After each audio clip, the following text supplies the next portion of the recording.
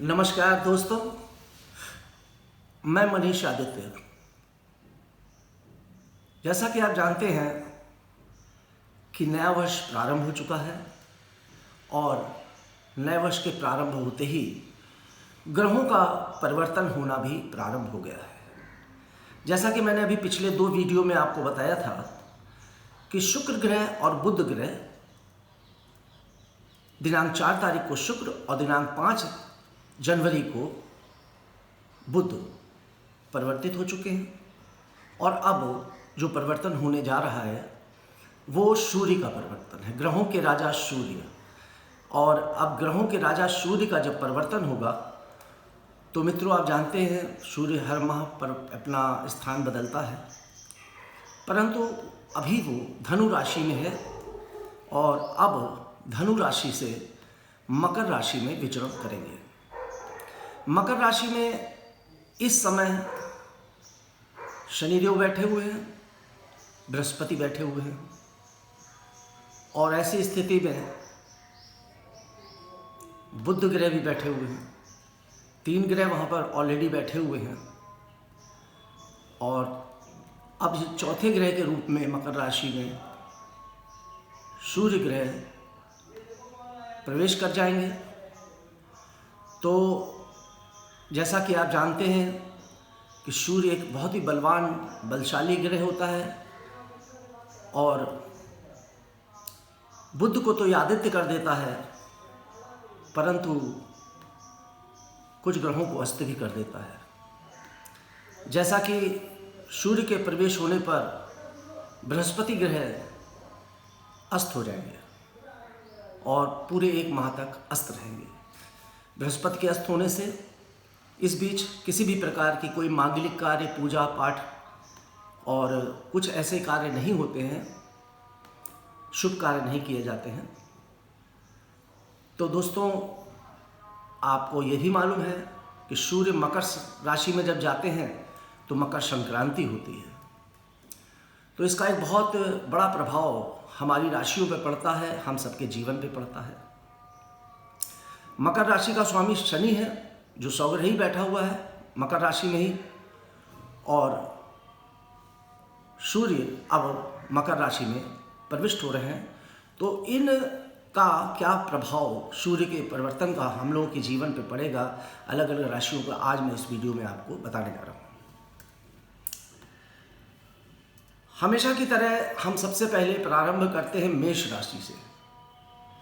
दोस्तों, मेष राशि का स्वामी मंगल है और मेष राशि में ही मंगल लग्न में विराजमान है। 10वें स्थान पर सूर्य अब पहुंच जाएंगे मेष राशि के और वहां पर वो बृहस्पति को तो अस्त कर देंगे, परंतु बुध के साथ बुधादित्य योग बनाकर और शनि के साथ बैठकर यहाँ पर मेष राशि के जातकों को उनके व्यापार में, उनके उद्योग धंधों में, उनके ऑफिस में, उनके कर्म में लाभ प्रदान करेंगे। एक बात मैं और आप लोगों को बताना चाहता हूं कि जो 4 ग्रहों की युति है, फिलहाल तो मैं सूर्य के परिवर्तन का बता रहा हूं, इन 4 ग्रहों की युति के बारे में भी मैं अलग से वीडियो बना के आपको बताने की कोशिश करूंगा। परंतु एक बात मैं यहाँ पे ये बताना जरूर चाहूँगा कि यहाँ हमें थोड़ा सा ये भी देखना चाहिए, क्योंकि बहुत ही विद्वान पंडित इस समय सूर्य के परिवर्तन के बारे में बता रहे हैं, परंतु ये हम देखा नहीं करना चाहिए कि सूर्य और शनि जो पिता पुत्र हैं, परंतु दोनों एक दूसरे के शत्रु भी हैं।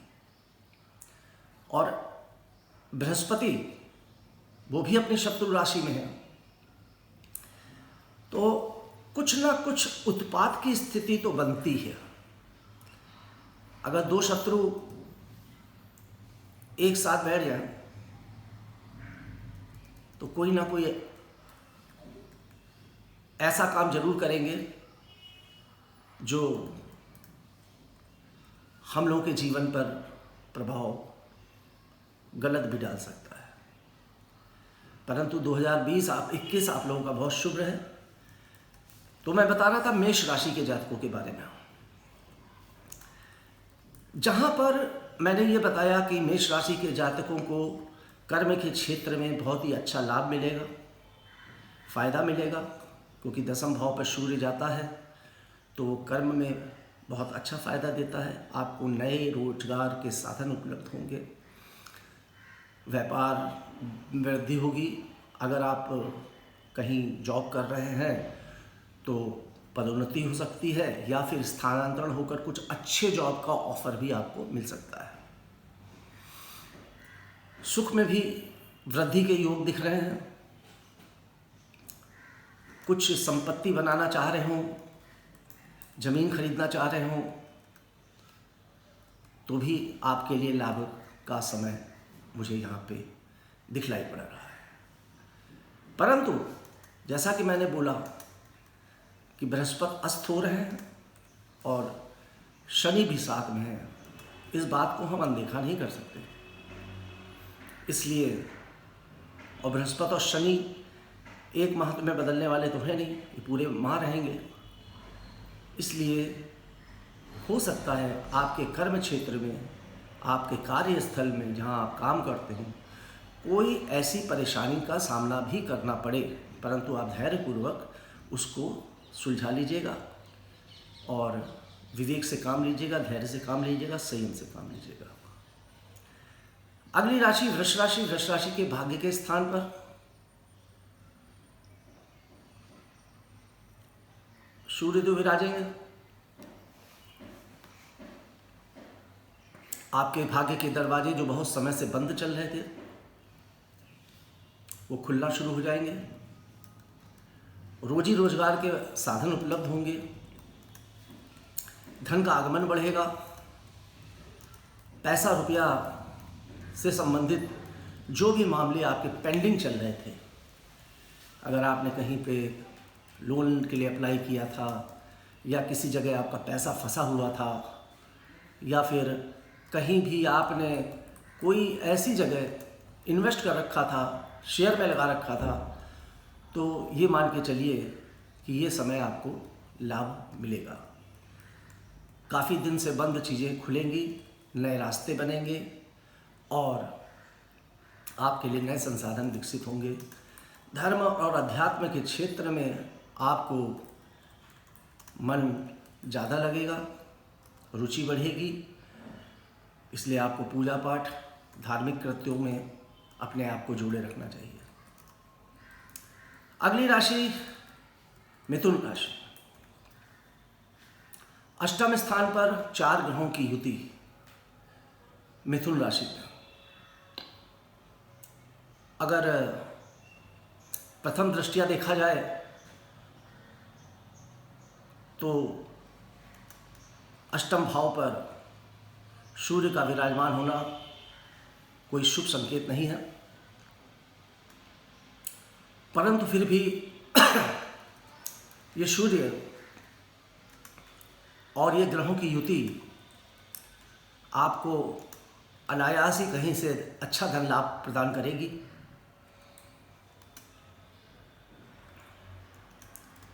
परंतु मैं यहाँ पर मिथुन राशि के जातकों को अपनी वाणी पर संयम रखने का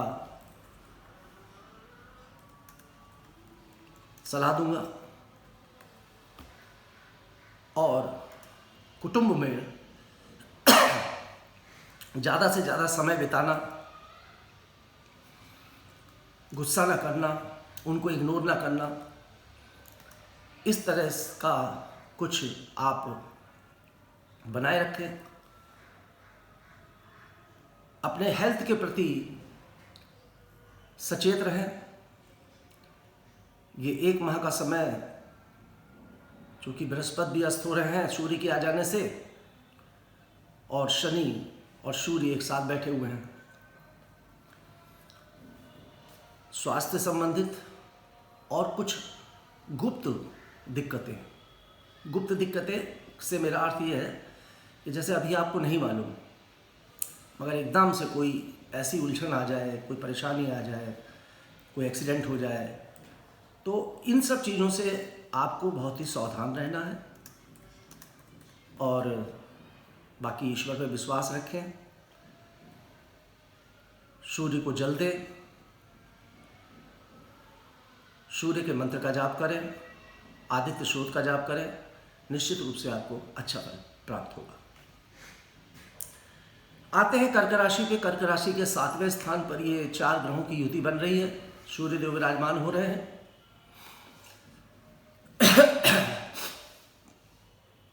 सप्तम भाव, जैसा कि आप लोगों को मालूम ही है, पत्नी का होता है,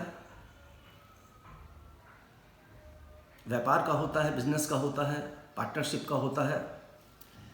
और यहाँ पर 4 ग्रहों की युति का बनना और सूर्य का विराजमान हो जाना निश्चित रूप से कहीं ना कहीं आपके परिवार में परेशानी, पति पत्नी के बीच मनमुटाव कराने में ये सहयोग करेगा।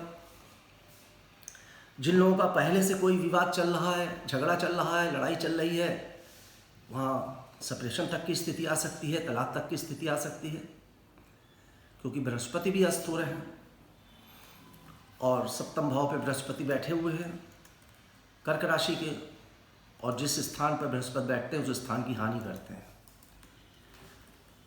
परंतु कर्क राशि के जातक निराश और परेशान ना हो, क्योंकि सूर्य और बुध का बुधादित्य योग भी है, यहाँ पर एक राजयोग होता है और अन्य ग्रह भी आपके सपोर्ट में है। इसलिए ज़्यादा तनाव लेने की ज़रूरत नहीं है। मेरा मकसद आप लोगों को भयभीत करना नहीं होता, मेरा मकसद आप लोगों को सतर्क करना होता है। यहाँ भय मत करिए, सतर्क रहिए। जैसे मैंने बोला पत्नी से हो सकता है, तो भाई आप इस 1 माह क्या अपनी पत्नी के सारी बातों को या पति की सारी बातों को मानना, उनसे लड़ाई ना करना, उनसे झगड़ा ना करना, उनके कहे अनुसार चलना, ऐसा नहीं कर सकते। थोड़ा सा आप मेरी बातों को ध्यान में रखकर अगर ये पूरा माह बिताएंगे और पत्नी के साथ अच्छा आमोद प्रमोद का वातावरण गुजारेंगे, तो निश्चित रूप से कर्क राशि के जातकों आपको अच्छा फल मिलेगा। आते हैं सिंह राशि। सिंह राशि का 6ठा स्थान शत्रु स्थान भी है, रोग का स्थान भी है, खर्च स्थान को देखता है। यहाँ से कहीं ना कहीं सिंह राशि के जातकों को भी अभी सावधानी तो बरतनी ही पड़ेगी। खर्चों में वृद्धि होगी और कोई बीमारी से भी आपको सावधान रहना चाहिए। अगर लंबे समय से आप लोगों ने कोई अपना चेकअप ना कराया हो तो चेकअप करा लीजिए, और अगर कोई भी परेशानी निकलती है तो उसका अच्छे से इलाज करिए। शत्रु, यहाँ पर मैं ये कहूँगा कि शत्रु बढ़ेंगे नहीं, बल्कि आपके शत्रु घटेंगे, क्योंकि शनि सूर्य शत्रु स्थान पर बैठकर शत्रुओं का नाश भी करते हैं। तो जो लोग गुप्त रूप से आपके शत्रु थे, उनका प्रकट जरूर होगा, मतलब इस बीच प्रकट हो जाएंगे। आपको पता चल जाएगा कि ये मेरा शत्रु था और मेरे साथ शत्रुता कर रहा था। जो अभी तक गुप्त रूप से कर रहा था वो सामने आ जाएगा और आपको कुछ प्रयास करने की जरूरत नहीं पड़ेगी। वो अपने आप ही ग्रहों की मार से वो शत्रु आपसे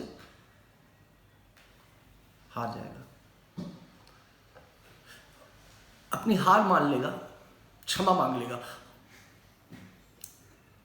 पर सिंह राशि के जातकों से मैं यही कहूँगा कि अपने खर्चे पर नियंत्रण रखें।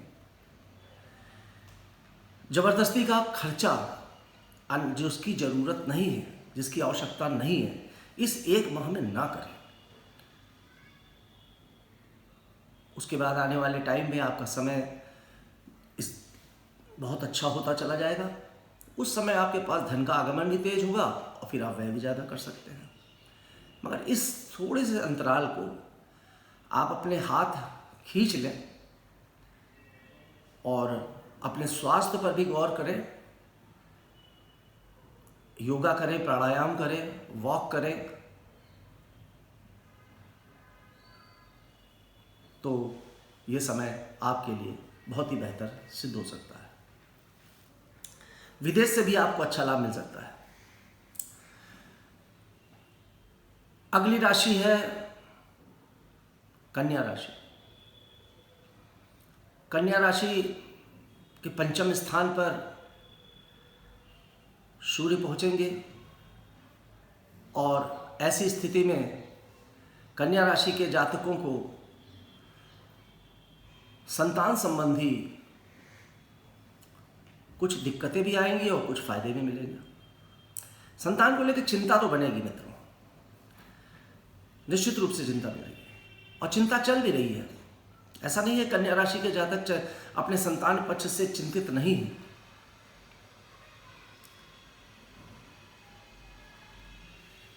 बृहस्पति बैठा हुआ है, शनि बैठा हुआ है, सूर्य भी पहुंच गया। संतान पक्ष, एजुकेशन का पक्ष और लव अफेयर्स में भी बहुत प्रॉब्लम आ सकती है आपके,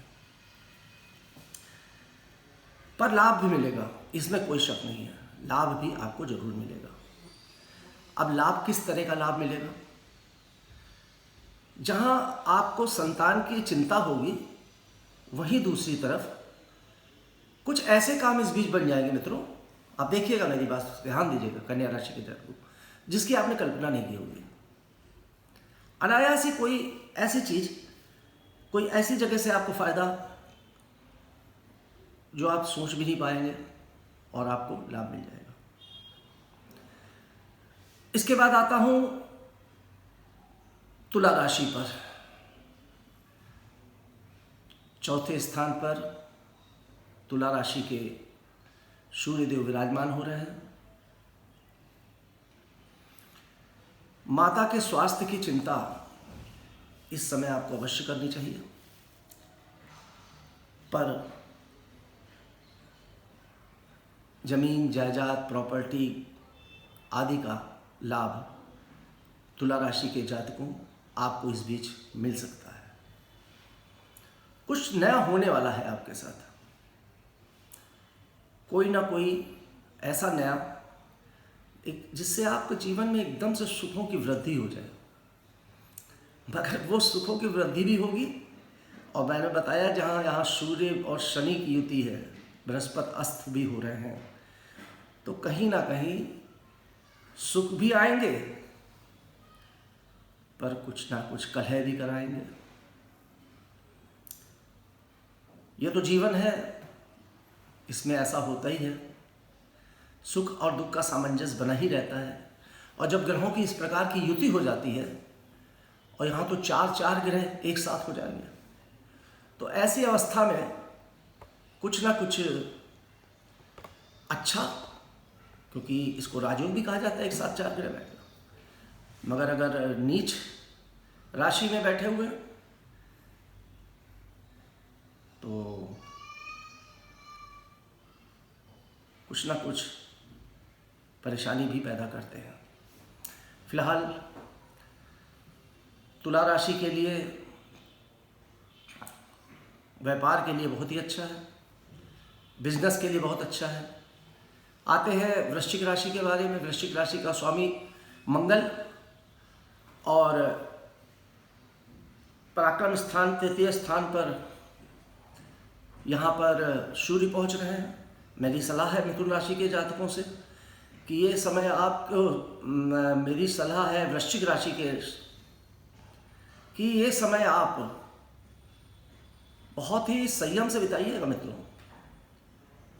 संयम का मतलब मेरा ये है कि आपकी जो भाषा शैली है, आपके अंदर जो आवेश है, वैसे भी आप मंगल की राशि के हैं, वो एकदम वृद्धि में आ जाएगा इस समय।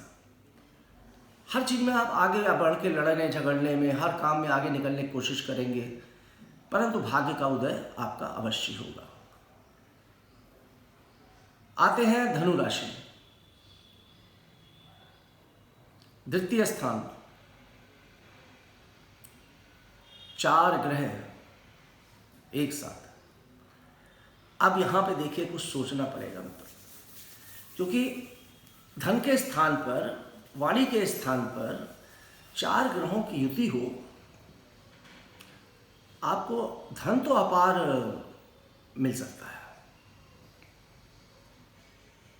पर चूँकि बृहस्पति अस्त हो रहा है और धन के कारक बृहस्पति हैं, पूरे 1 माह बृहस्पति अस्त रहेंगे,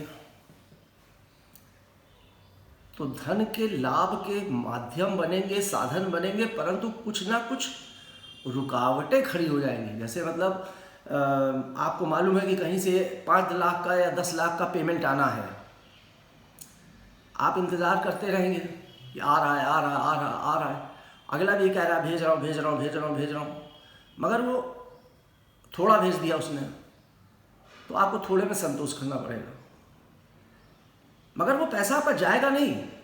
इस बीच जो भी काम आपके बनेंगे, मैच्योर होंगे, वो आने वाले टाइम में वो आपको पैसा मिलना ही मिलना है। पर बृहस्पति के अस्त हो जाने की वजह से, वैसे तो मैं वीडियो सूर्य पे बना रहा था, मगर बृहस्पति चूँकि अस्त भी हो रहा है मित्रों, तो इसलिए यहाँ मैं दोनों चीज़ों को मिला के मैं इसका एक वीडियो बना दे रहा हूँ। थोड़ा सा चीज़ें डिले होंगी, फिर जैसे ही बृहस्पति उदित होगा, धड़ाधड़ धड़ाधड़ धड़ाधड़ सब तरफ से आपको धन का आगमन हो जाएगा। स्वास्थ्य को लेकर फिर मैं बोल रहा हूँ धनु राशि को, जातकों को आपको सतर्क रहना पड़ेगा। इस बीच आप एक बार फिर से चेकअप करा लें। जिन लोगों का स्वास्थ्य थोड़ा दिक्कत चल रही है, कोई बीमारी चल रही है, एक बार फिर से अपना चेकअप करा डालें और प्रॉपर ट्रीटमेंट लें। योग, प्राणायाम और वॉक, व्यायाम आदि करते रहें, आपको अवश्य लाभ मिलेगा। अब आते हैं मकर राशि। जैसा कि जानते हैं मकर राशि के तो लग्न में ही सारे ग्रह बैठ गए। मकर राशि के लिए तो बहुत अच्छा समय, निश्चित रूप से मकर राशि के लिए ये बहुत बेहतर समय साबित होगा, क्योंकि लग्न में जब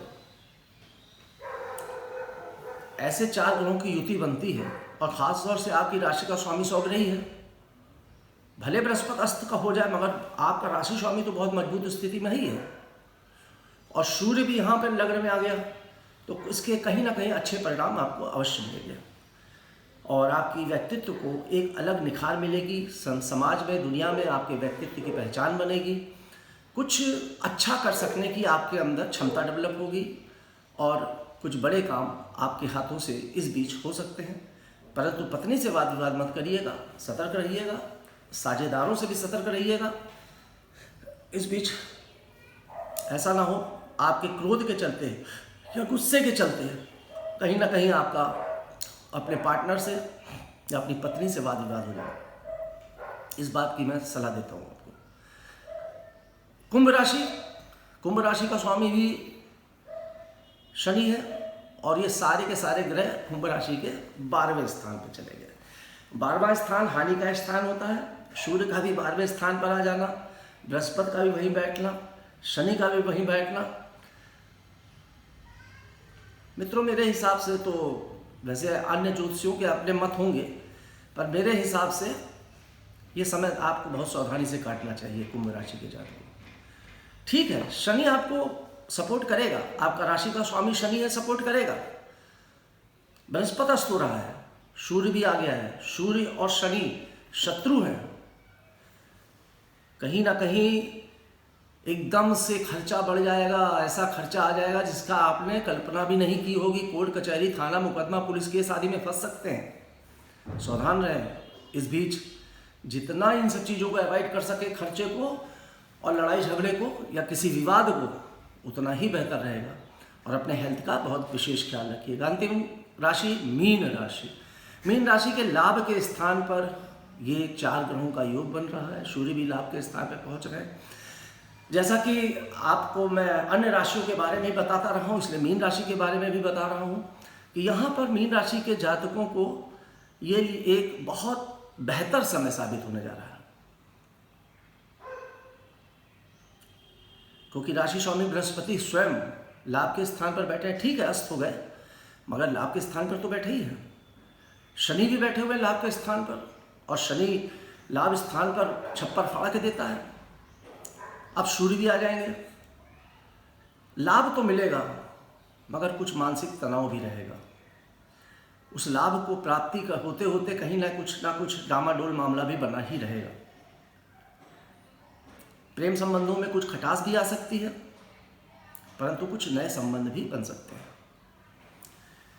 जो लोग पढ़ाई के क्षेत्र में हैं उनको पढ़ाई से अच्छा लाभ मिलेगा। मीन राशि के जातकों को अपने संतान से इस समय विशेष लाभ की प्राप्ति होगी और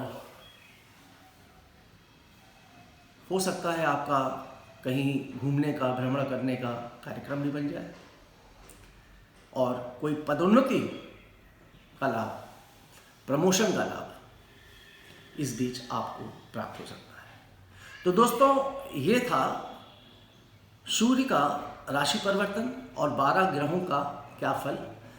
दोस्तों, जो लोग मुझसे अपनी कुंडली दिखाना चाहते हैं वो मुझसे फ़ोन करके संपर्क कर सकते हैं। मेरा फ़ोन नंबर ही मेरा व्हाट्सएप नंबर है। आप व्हाट्सएप पे मैसेज भेज सकते हैं। अपना कुंडली की डिटेल और जो प्रश्न है वो आप मुझे पूछ सकते हैं। मेरा अपॉइंटमेंट ले सकते हैं। मिलना चाहते हो तो लखनऊ आके मुझसे मुलाकात भी कर सकते हैं और अगर टेलीफोनिक वार्ता करना चाहते हैं उसके लिए भी आप अपॉइंटमेंट प्राप्त कर सकते हैं। मैं आपसे अनुरोध करूंगा मेरे YouTube चैनल को सब्सक्राइब करें और अगर आपको किसी भी प्रकार की कोई दिक्कत है तो मुझसे संपर्क कर सकते हैं। बहुत बहुत धन्यवाद मित्रों। इसी के साथ ये वीडियो मैं यहीं पे समाप्त करता हूँ।